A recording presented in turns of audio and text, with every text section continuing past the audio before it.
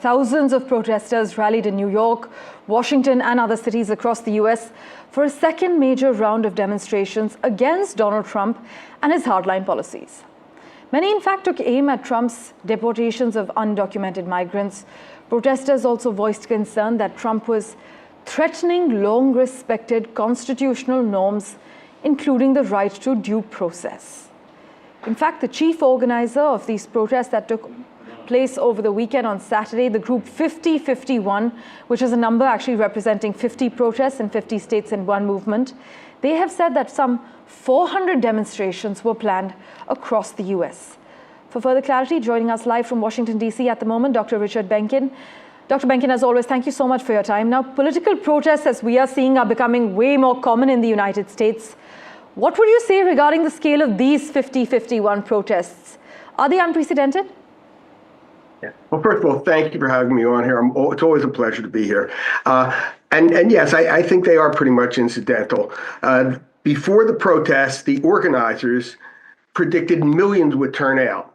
And as you just characterized it correctly, by the way, and as the BBC has, turned out to be thousands. Not only that, but these protesters turned out in areas that, if you look at the previous election totals, were virulently anti-Trump in their votes. And the people that turned out basically are the kind of people that wouldn't vote for Donald Trump under any circumstances. So it's hard to really give these protests anything, assign any significance to them.